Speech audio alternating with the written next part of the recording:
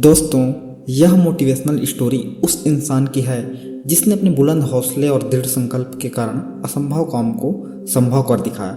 यह कहानी भारत के माउंटेन मैन कहे जाने वाले दशरथ मांझी की है, जिन्होंने अपने बुलंद हौसलों की बदौलत महज एक छेनी और हथौड़ी से पूरे पहाड़ को काटकर एक रास्ता बना दिया।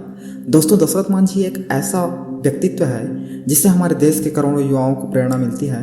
दशरथ मांझी जिस गांव में रहते थे, वहां से पास के कस्बे में जाने के लिए एक पूरे पहाड़ को पार करना पड़ता था तथा उस पहाड़ के पूरे चक्कर लगाने के बाद ही दूसरे तरफ पहुंचा जा सकता था। दशरथ मांझी के गांव लोगों की छोटी सी भी जरूरत इस पहाड़ को पार करने के बाद ही पूरी होती थी।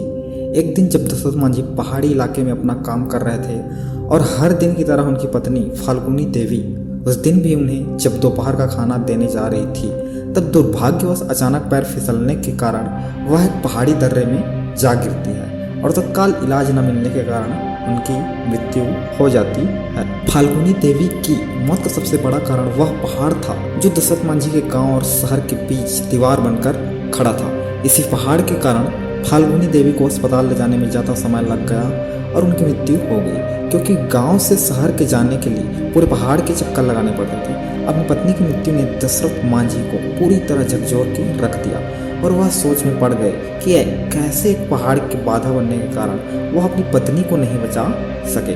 अपनी पत्नी की मृत्यु से जुड़ी इस दुखद घटना के बाद दशरथ मांझी ने एक फैसला लिया और इसी फैसले के कारण दुनिया भर के लोग आज उन्हें माउंटेन मैन ऑफ इंडिया के नाम से जानते हैं। मांझी ने अपने बुलंद इरादों से यह फैसला लिया कि वे उस पहाड़ को ही काट डालें जिसके रास्ता रोकने के कारण उनकी पत्नी की दर्दनाक मौत हो गई थी। इसके बाद अपने बुलंद हौसलों और इरादों का परिचय देते हुए दशरथ मांझी अपनी छोटी सी छेनी और हथौड़ी से उस विशालकाय पहाड़ को तोड़ने में लग गए। जब गांव वालों ने पहली बार उन्हें मात्र एक छेनी और हथौड़ी से पहाड़ को तोड़ते हुए देखा तो लोग उन पर हंसने लगे और मजाक उड़ाने लगे। कईयों ने तो उन्हें पागल भी कहना शुरू कर दिया था। लोग कहते हैं कि ये अपनी बीवी की मौत के सदमे से पागल हो गया जो इतनी छोटी सी छेनी और हथौड़ी से विशालकाय पहाड़ को तोड़ने में लगा है। इन सबके बावजूद दशरथ मांझी अपने काम में जुटे रहे। इसी तरह दिन बीतते चले गए। कई महीने गुजर, कई मौसम आए और चले गए, तो साल भी बीतने लग गए थे। क्या गर्मी, क्या बरसात और क्या ठंड, इन सब की लापरवाह करते हुए दशरथ मांझी सिर्फ अपने लक्ष्य को हासिल करने के लिए कठिन परिश्रम करते रहे।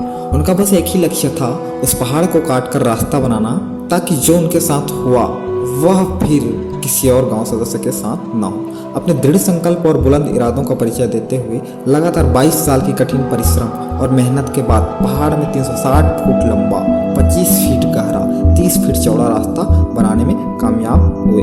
दशरथ मांझी द्वारा बनाए गए इस रास्ते के कारण गया के अन्नी से वजीरगंज दूरी मात्र 15 किलोमीटर रह गई, जो पहले पहाड़ को चक्कर लगाकर जाने के बाद 80 किलोमीटर की दूरी पड़ती थी, वह मात्र 3 किलोमीटर की ही रह गई।